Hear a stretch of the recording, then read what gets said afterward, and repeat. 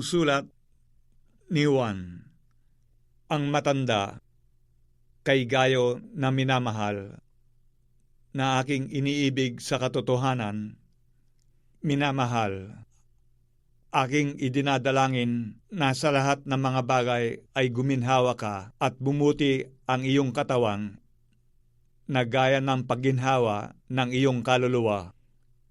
Sapagkat ako'y totoong nagalak nang magsidating ang mga kapatid at mangagpatotoo sa iyong katotohanan, ayon sa paglakad mo sa katotohanan. Wala nang dakilang kagalakan sa ganang akin na gaya nito, na marinig na ang aking mga anak ay nagsisilakad sa katotohanan.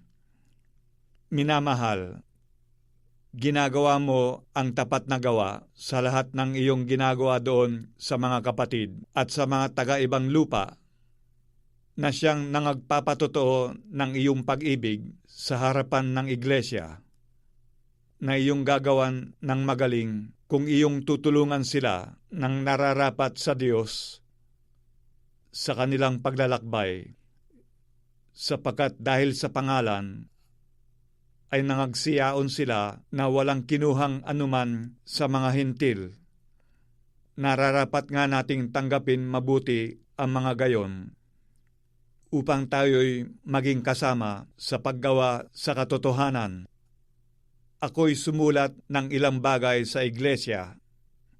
Datapwat si Diotrepes na nag-iibig magkaroon ng kataasan sa kanila, ay hindi kami tinanggap. Kaya't kung pumarian ako, ay ipaaalaala ko ang mga gawang kanyang ginagawa, na nagsasalita ng masasamang salita laban sa amin, at hindi nasisiyahan sa ganito, ni hindi man niya tinatanggap ang mga kapatid, at silang mga ibig tumanggap ay pinagbabawalan niya at pinalalaya sila sa iglesia.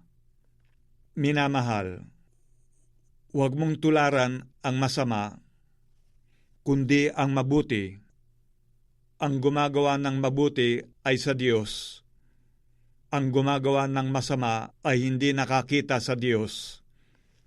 Si Demetrio ay pinatotohanan ng lahat at ng katotohanan. Oo, kami man ay nagpapatotoo rin, at nalalaman mo na ang aming patotoo ay tunay. Maraming mga bagay ang isusulat ko sana sa iyo, datapwat hindi ko ibig isulat sa iyo ng tinta at panulat.